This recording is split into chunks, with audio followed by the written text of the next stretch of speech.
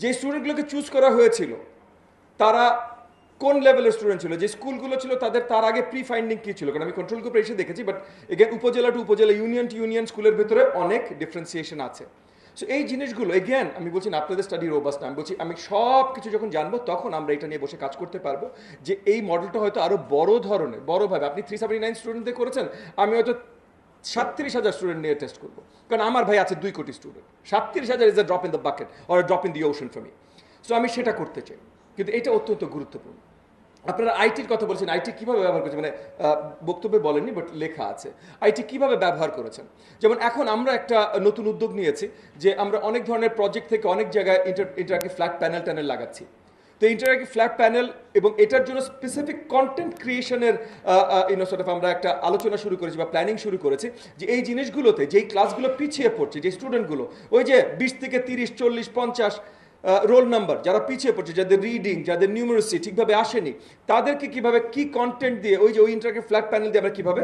তাদেরকে আরও সামনে নিয়ে আসতে পারি, হয়তো হয়তো এডিশনাল লেসেন্স তাদেরকে ওই 40 মিনিট না আরও কত মিনিট সপ্তাহে একটা এক্সট্রা একদিন বা 2 দিন কী করতে পারি, এগুলো নিয়ে আমরাও চিন্তা করছি। আপনাদের কাছ থেকে জানলে, এখানে আপনারা বিভিন্ন জায়গায় এই ধরনের রিসার্চ করছেন, ভিয়েতনামে করছেন, ক্যাম্বোডিয়াতে করছেন, বেঙ্গল মানে ওয়েস্ট বেঙ্গলে করছেন, এই রিপোর্টগুলো আমরা যদি জানি তাহলে আমাদের জন্য আরও সহজতর হতে পারে। টিচারদেরকে কীভাবে ট্রেন করছে, যেমন আমরা আমাদের পিটি ট্রেনিং পিটিআইতে যেটা দেই 10 মাসের ট্রেনিং, অনেক ভালো ট্রেনিং, কিন্তু এই ট্রেনিংগুলোর মাধ্যমে আমরা টিচারদেরকে আসলে এমপ্যাথি কতখানি শেখাতে পারি এটা নিয়ে কিছু প্রশ্ন আছে। ফাংশনাল ট্রেনিং আমরা অনেক কিছু দেই, বাট একটা প্রাইমারি স্কুলের টিচার যদি আসলে এমপ্যাথি তারা অর্জন করতে না পারে, তাহলে ওই 4 থেকে 10 বছরের শিশুদেরকে আসলে কিছু পাঠদান করা রুটিনের বাইরে খুব মুশকিল হয়ে যেতে পারে। তো এটার জন্য আপনারা কি জায়গা রেখেছেন, আপনারা কি করেছেন, বা আপনার এই স্টাডিতে না থাকলে অন্য কোন স্টাডিতে আছে, আমি ক্যাম্পেকে জানাচ্ছি, আজকে এখানে অন্যরা যারা আছেন আমি আপনাদের কাছে জানতে চাই, আপনারা জানান ভাই। কারণ এখন বড়ভাবে গত 3 মাস হলো নতুন একটা সরকার এসেছে, এই নতুন সরকার আসলেই গোলগুলো অ্যাচিভ করতে চায়, তারা শুধু বড় বড় বিল্ডিং দেখাইতে চায় না।